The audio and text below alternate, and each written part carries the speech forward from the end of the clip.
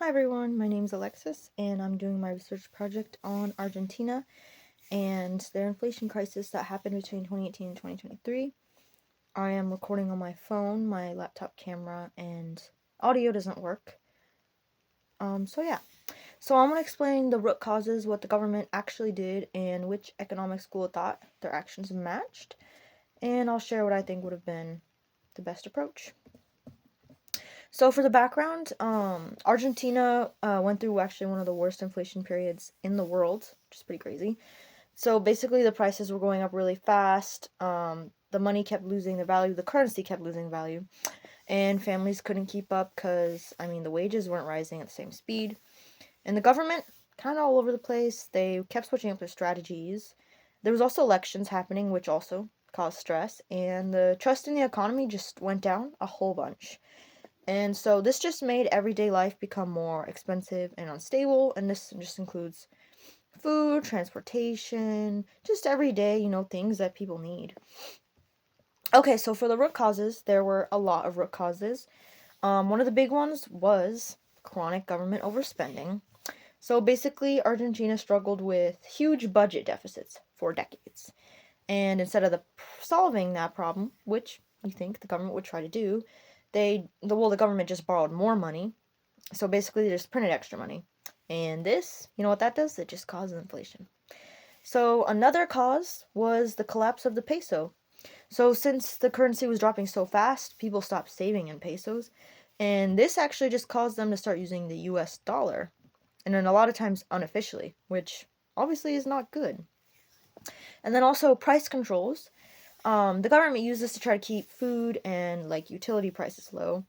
And honestly, that sounds pretty good, but in the long run, it just discouraged production and it led to some shortages. Not good. And because of this, businesses didn't want to invest because the rules kept changing. And then lastly, Argentina has weak institutions. So people didn't trust the government or the banks. And because of obviously the long and horrible history of debt and inconsistent leadership, just didn't help out. Okay, so my next slide government policies. Okay, so now we're going to talk about what the government actually did. So basically, monetary policy all over the place. Like I said earlier, they printed a lot of money, and this just caused inflation. And they did try raising the interest rates, but that wasn't enough because printing more money literally just canceled that out. Fiscal policy was also a problem, though. So the government continued spending way more than it collected in taxes, and even when the International Monetary Fund gave them loans, the government did not stick to the recommended reforms. And also, they used price controls and wage freezes. And again, this just helped people temporarily, but once those freezes ended, prices shot way up and at increased speeds. Okay, so my next slide, the impact. In the short run, these policies gave people just a little bit of relief, which is it might seem good at first, but only in the short run. Basic goods stayed cheaper for a while and people just, they felt that relief, but again, only in the short run. But long-term impacts were just negative. Investors pulled back, companies stopped producing, the currency literally kept falling, and inflation, at this point, inflation's normal. And that just, when it's normalized, that makes it harder to control.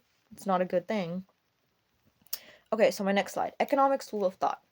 So, which economic school of thought was Argentina following? Okay, so they leaned towards Keynesian because they did rely heavily on the government spending, price controls, and trying to fight recession with more demand. But they also did use a few monetarist ideas, like they did raise the interest rates, like I did mention previously, but they weren't consistent with that. So you can't use monetarist policy and then just keep printing money. That literally just contradicts itself.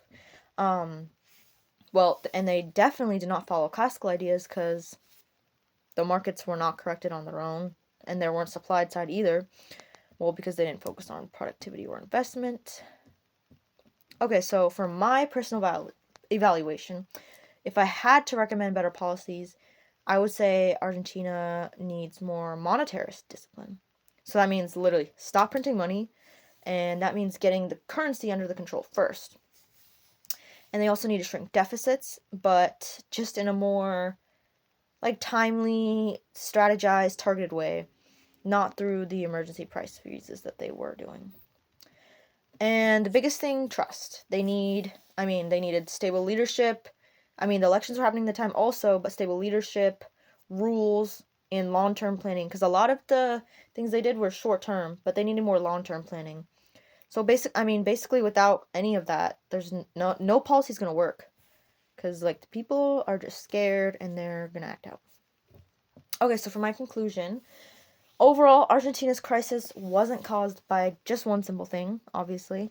It was a mix of overspending, currency collapse, weak institutions, and policies that try to fix problems quickly. That's the key word, quickly, short term, but it just ended up making things worse. So, understanding this really helped me see how important monetary stability and government credibility are.